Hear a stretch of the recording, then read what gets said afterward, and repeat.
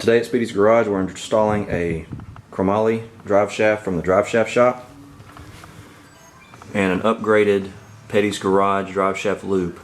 They've redesigned it to fit the larger aftermarket drive shafts with the larger hoop. I've been running the car on slicks at the drag strip. I was afraid it was just a matter of time before I broke something, so I'm hoping this is going to be not cheap but reasonable insurance. To install this drive shaft you're going to need some 18 and 19 millimeter wrenches, a pry bar, and some WD-40 for the exhaust system. Pretty much every socket in your toolbox from 8 millimeter all the way up to 18 millimeter. A couple of, I call those wobbly adapters to kind of help you get the angle on some of the bolts. Extensions, I'm going to be using battery powered impact tools because they make things go much faster. You could certainly do it with regular socket wrenches and ratchets, but it's going to take a lot longer. You're going to need a jack, some jack stands, and a creeper. You want to start by getting the car in the air. I've got mine on some race ramps. And make sure to chock the wheels because you will have all 4 tires off the ground for safety. And then I put jack stands under the front frame rails to give us room in the front. Next you want to remove the exhaust system. We just dropped it as one whole unit, starting from the cats, taking out the 2 17 millimeter bolts, working our way back, getting rid of the rubber hangers. We just took them off, actually at the rubber hanger itself, and then the 2 13 millimeter bolts that held the tailpipes. And this is obviously a aftermarket MagnaFlow exhaust system. The stock system isn't quite as easy to remove, but it's not bad. Next you want to remove the exhaust heat shield, and it's just held on these little twist on tabs. It's a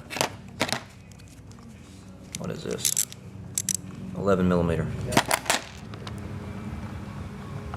Before removing the stock drive shaft, you probably want to go ahead and index it with some kind of mark.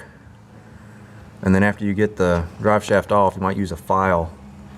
My buddy Greg's over here helping me. He's done a couple of drive shafts, and take a file and nick that so that over time when this paint washes off, if you ever have to put the stock drive shaft back in, you know it's indexed back where it's supposed to be to avoid vibrations.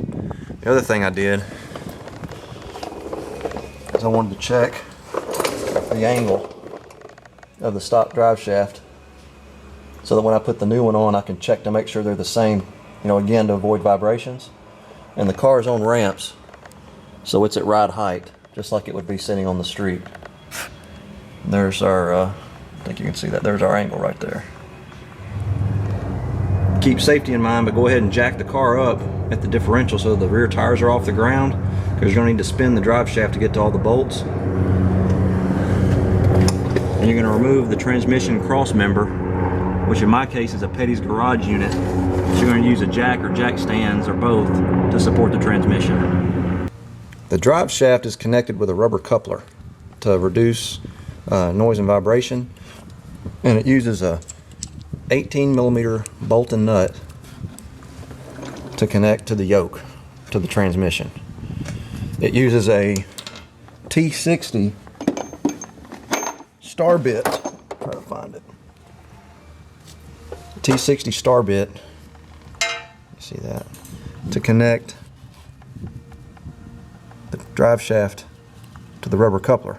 What I'm going to try to do is just take the 3 18 millimeter bolts out and see if the drive shaft won't come out like that. And it's the same both front and rear.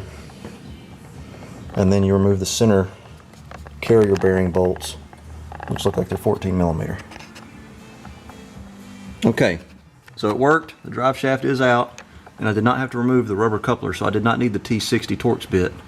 All I did was remove the 18 millimeter bolts at the yokes, and then I just pried back, me and a buddy pried back on it to get it clear from that shaft, and the drive shaft came right out. And I need to correct the center carrier bolts are 13 millimeter, not 14 like I said previously. So now we're ready to put the Chromoly drive shaft in. Here's the factory drive shaft laid out next to the Chromoly drive shaft shop drive shaft. The Chromoly one's considerably bigger. The factory drive shaft about 2.5 inches. Drive shaft shop 3 inches.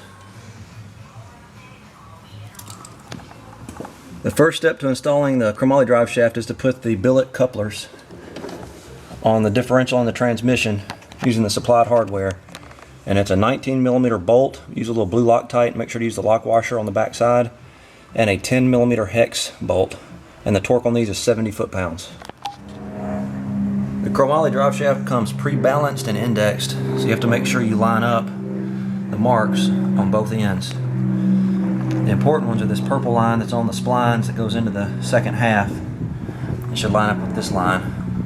Then you have two little 4mm hex head lock nuts to keep it all locked down. Here's the drive shaft installed using the 8mm bolts and lock washers. And the billet adapter is indexed, so the drive shaft will only fit on one way. So make sure you check all that before you start all those 8mm bolts. And you torque these down to 54 foot-pounds. And then there's the back side.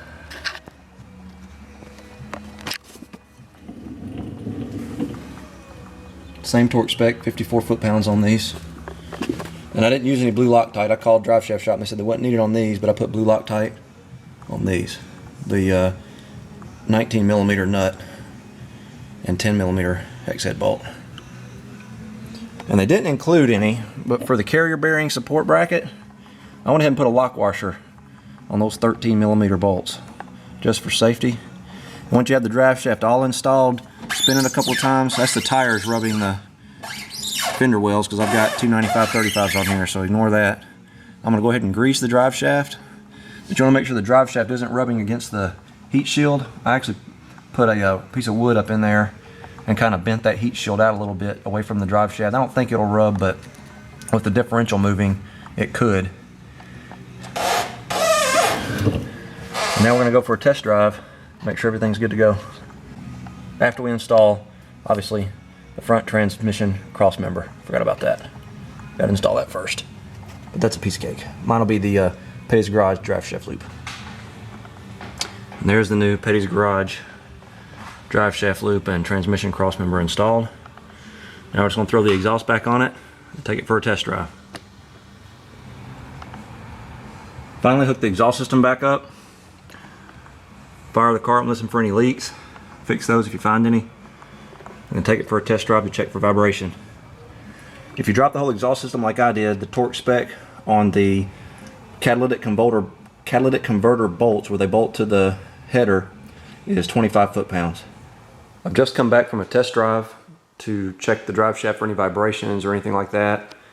I didn't find any. Ran it up to highway speed. Everything felt pretty much like stock.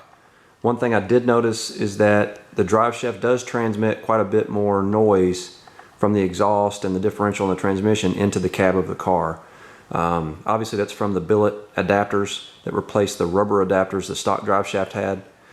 So I'm going to look into some Dynomat or something like that in the interior to try to quieten that back down. One other thing you want to be careful of is the heat shield in the back. You don't want to bend it too much so that it starts touching the body of the car, because that will also induce drone, especially if you have an aftermarket exhaust system, so keep that in mind. The install isn't too bad. It's time consuming, and it will definitely help if you have someone here to help you, hold one end of the drive shaft while you're tightening the other end. Otherwise you're going to use a lot of jacks and jack stands, and it'll greatly increase the install time. One final thing, since you have to drop the whole exhaust system off the car, you want to be careful with the front O2 sensors. There's two, one before and one after the catalytic converter, and it's really easy to mix those up, so you want to pay attention to that as well. If you'd like some more information on Project Orange Crush or my other projects, visit my website, www.speedysgarage.net.